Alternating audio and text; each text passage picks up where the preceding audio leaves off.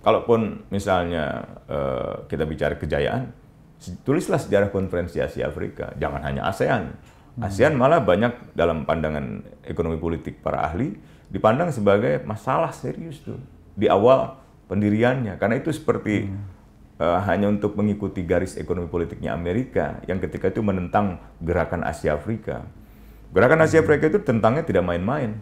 Waktu konferensi Asia Afrika berlangsung itu, Menteri Luar Negeri Tiongkok hampir dibunuh itu. Pesawatnya meledak itu, Zhou Enlai itu. Ketika dia baru mau ke sini kan, dan dia membatalkan pesawat penerbangan yang diledakkan itu dengan alasan sakit. Gitu. Dugaan saya dia udah tahu. Dia udah tahu, ada intelijen yang tahu. Nah, beberapa tahun kemudian, itu kan tahun 55, beberapa tahun kemudian tahun 61 itu seingat saya pemimpin Kongo termasuk yang ikut di dalam konferensi Asia Afrika, itu dikudeta tahun 61, Patrice Lumumba presidennya. Tahun 64 Presiden Brazil, Gerard, itu juga dikudeta. Tahun 65 Soekarno dikudeta. Tahun 73-74 Salvador Allende di Chile. Tahun 76 Argentina dikudeta. Jadi banyak sekali gerakan Asia Afrika dan Amerika Latin yang ketika itu memang kritis terhadap kekuatan superpower seperti Amerika dijatuhkan. Nah, itu bukan lagi konspirasi dalam pengertian, itu diakui di dalam dokumen-dokumen resmi yang dibuka oleh Amerika kan setiap 40 tahun ada deklasifikasi, arsip-arsip itu. Ya paling ditutup-tutupi yang sensitif gitu ya. Termasuk Presiden Amerika John F. Kennedy dibunuh juga karena terlalu dekat sama Soekarno. Iya, persis itu ya, juga. Membela Indonesia, apa kan? Ya, dan itu Soekarno dijatuhkan, Kennedy dibunuh itu dalam masa-masa di mana mereka saling membangun kedekatan itu. Soekarno berkunjung ke Amerika, Kennedy berkunjung ke Indonesia gitu ya. Nah, meskipun Amerika ketika itu sedang punya masalah domestik yang cukup serius itu, gerakan anti diskriminasi kulit hitam kan lagi kuat-kuatnya itu, baik yang dipimpin oleh pendeta seperti Martin Luther King Jr. Maupun dipimpin oleh seorang ustadz dalam tanda petik seperti Elijah Muhammad atau seperti Malcolm X gitu, yang juga dibunuh. Akhirnya Malcolm X dibunuh, Martin Luther King dibunuh, dan di bawah pemerintahan Amerika selanjutnya pun banyak tokoh-tokoh dibunuh seperti John Lennon itu. Nah, kembali ke konteks itu bagian sejarah yang Lennon karena lagu-lagunya, liriknya itu ya. Iya, tapi juga dia demo, dia turun juga waktu menentang perang Vietnam kan. Banyak para musisi ketika itu turun ke jalan. John Lennon membuat lagu yang dijadikan lagu Mars.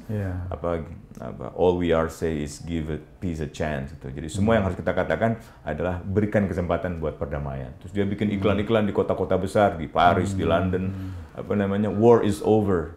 Perang sudah berakhir, padahal perangnya belum. Nah, dikasih kalimat kecil di bawahnya, if you want it, kalau Anda mau. Jadi dia dikritik, Anda ini menghabiskan uang besar untuk pasang-pasang iklan. Uang dari mana Anda? Siapa yang mendanai? Kata jurnalis-jurnalis Inggris. Kata John Lennon, seberapa besar pun uang saya nggak ada artinya buat satu orang Vietnam yang jatuh tewas ditembak karena operasi militer Amerika. Dia orang Inggris loh. Dia tinggal di Amerika, dia protes pemerintahan Amerika. Karena jiwanya beraninya luar biasa itu. Karena jiwanya membela kemanusiaan bukan negara. Iya, bayangkan kalau saya tinggal di Malaysia atau tinggal di Argentina atau tinggal di negara lain terus protes dan seterusnya ikut demo, itu kan buat pemerintah setempat mungkin terganggu lah. Ini orang gitu kan. Makanya dia disadap, diteror, diintimidasi. Terakhir dia kalau nggak salah mau dideportasi itu kan hari-hari sebelum dia meninggal. Nah, kita butuh lah penjelasan sejarah. Bukan hanya tentang Indonesia, tapi bagaimana Indonesia dalam sejarah dunia. Sehingga generasi muda kita, yang sekolah-sekolah di lembaga-lembaga pendidikan SD, SMP, dan sebagainya, mengerti tentang sejarah bangsanya dalam sejarah dunia. Sehingga ketika dia bergaul dengan warga negara lain, anak-anak muda dari negara lain, mereka bisa bertukar pikiran, mereka bisa punya cerita yang sama. Sehingga enggak bangsa gua paling hebat, Indonesia paling hebat, itu bisa menimbulkan nasionalisme yang agresif. Nasionalisme yang dalam istilah Soekarno, chauvinistik gitu. Yang seolah-olah bangsa kita jauh lebih tinggi dari bangsa lain. Jadi fasis. Seperti Hitler di zaman pemerintahan fasisnya itu. Kan dia membangun kebanggaan berlebihan pada ras Arya gitu. Untuk Yahudi ini nggak penting, kotor dan seterusnya. Akhirnya terjadi diskriminasi, persekusi, genosida terhadap orang-orang Yahudi ketika itu. Nah, akhirnya mereka belajar dari sana. Mereka berbuat begitu banyak supaya generasi-generasi mudanya itu belajar dari Holocaust, belajar dari tragedi pembunuhan, pembantaian orang-orang minoritas Yahudi itu. Itu nggak boleh terulang lagi dengan film, dengan sastra, dengan berbagai hal itu. Tanpa ada usaha mengendalikan sejarah tunggal. Kalau Hitler inginnya sejarah tunggal, Mussolini di Italia inginnya sejarah tunggal, sejarah resmi. Franco di Spanyol inginnya sejarah resmi. Nah, hanya negara-negara fasis yang ingin ada sejarah yang seragam, yang official gitu dalam istilah di Indonesia itu kita ingin official history. Ya sama dengan sejarah resmi official bukan? Iya makanya. Nah kalau ada official resmi berarti kalau yang nggak resmi, yang nggak official bisa kena larangan itu. Misalnya kita mengajak anak-anak sekolah untuk belajar sejarah dari buku-buku yang tidak resmi. Mungkin kita akan dilarang diskusinya. Nah ini tentang penulisan ulang sejarah nih. Menteri Kebudayaan Pak Fadil John kan juga sudah menyatakan akan menulis ulang sejarah. Iya. Nah ini kan ada menuai kritik juga dari AKSI ya, Aliansi Keterbukaan Sejarah Indonesia. Iya. Nah ini masalahnya kan penulisan sejarah ini kan harus siapa yang nulis, apakah menjadi lebih baik dan tepat atau malah menjadi tidak benar. Ini kira-kira menurut tanggapan Pak Usman gimana? Iya, jadi secara prinsipil kami menolak rapat-rapatnya di sini. Pak Marzuki Darusman, Pak Asfi Warman Adam, sejarawan yang terkenal, baik, tapi tidak dilibatkan. Tapi problemnya sebenarnya bukan pada apakah mereka dilibatkan atau tidak, tapi apakah tepat untuk mengambil kebijakan menulis ulang sejarah untuk dijadikan sejarah resmi. Apakah tepat? Nah, buat kami tidak. Itu hanya negara-negara dengan sistem politik fasis. Fasisme itu punya beberapa unsur itu. Otoritarianisme, artinya pemerintahannya terpusat, kuat, tidak ada oposisi, dan militerisme. Dia dikendalikan dengan cara-cara militer. Militer juga diberi tempat di mana-mana gitu. Kita bukan mau membangun negara fasis. Negara fasis itu negara yang mengandalkan kebanggaan semu pada diri sendiri, dan menegasikan pentingnya perlindungan individu, perlindungan manusia itu. Jadi seolah-olah kepentingan bangsa menjadi hal yang besar di atas kepentingan individu.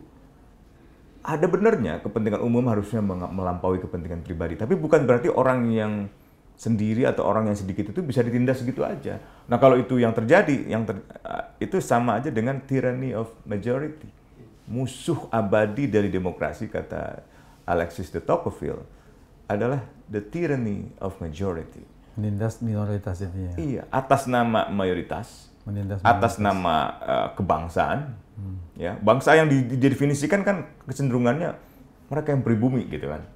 Seperti Donald Trump, bangsa Amerika yang murni adalah kulit putih Kristen, gitu kan. Padahal aslinya kan, Indian. Iya banyak, aslinya malah Indian. Mereka rebut tanah Indian. Nah itu kan glorifikasi sejarah yang model Donald Trump juga fasis.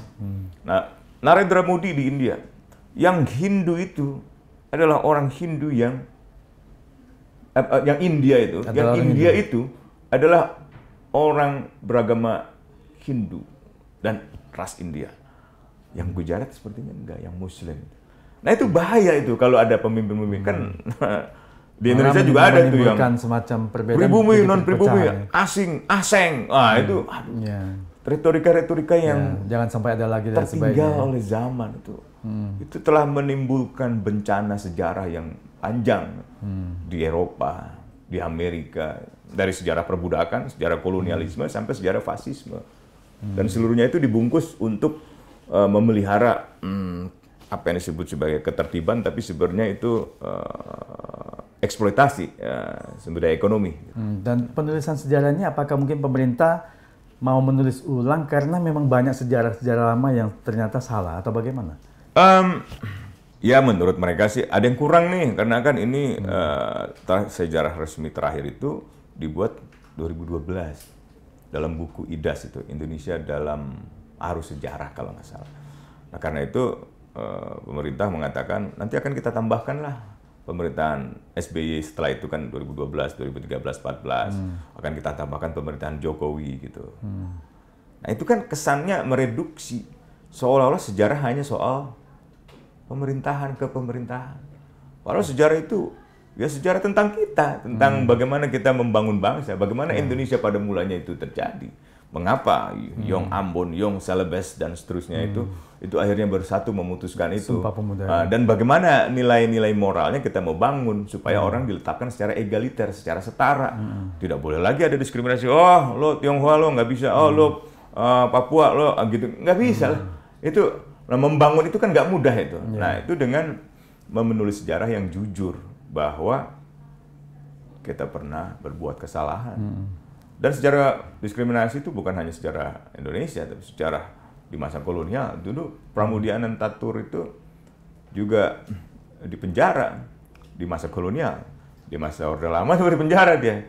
Tulisan dia tuh tentang Hokiau di Indonesia itu. Itu juga membuat dia dipenjara karena bukunya itu. Karena dia memprotes diskriminasi terhadap minoritas. Nah, harusnya kan kita udah nggak bicara lagi ada minoritas, ada mayoritas. Kita orang Indonesia, kewarganegaraan orang Indonesia. Mungkin asal-usul kebangsaannya saya kata nenek saya kebetulan memang orang Tionghoa. Mungkin ada juga yang, wah saya keturunan Australia, saya keturunan Amerika. Tentu yang saya maksud adalah warga negara Indonesia dengan asal-usul kebangsaan yang bisa berbeda. Gitu. Nah itu harusnya diletakkan sebagai bagian dari multikulturalisme Indonesia gitu. Bahwa orang Indonesia tuh nggak melulu yang tampangnya seperti misalnya Melayu atau sama dengan kita merangkai bunga. Kalau cuma satu warna kan kurang menarik juga. Ada tergantung merah, pesannya. Tergantung pesannya. Iya, kalau bervariasi kan menjadi satu kan bagus ya kan. Iya, menjadi lebih indah lah. Ya, itu sejarah yang harus ditulis ulang menurut saya sebaiknya tidak jadi secara resmi. Nggak apa-apa Kementerian Kebudayaan kalau misalnya mau meneruskan, tapi jangan jadikan itu sebagai sejarah resmi. Nanti kasihan anak-anak sekolah kita, anak muda yang ada di anak-anak saya aja juga sering bertanya, ayah, kok sejarahnya begini ya, beda sama buku yang dari luar negeri gini, misalnya gitu. Kok begitu ayah? Gitu. Ya udah kamu ikutin aja dulu guru, ya kan? Tapi kamu tetap harus belajar sejarah-sejarah dari buku sejarah yang begitu kaya. Nah itu yang saya kira ditolak oleh aksi. Secara prinsip kami menolak adanya sejarah resmi. Itu namanya penyeragaman sejarah, penunggalan sejarah. Biarkan saja orang belajar dari buku-buku sejarah.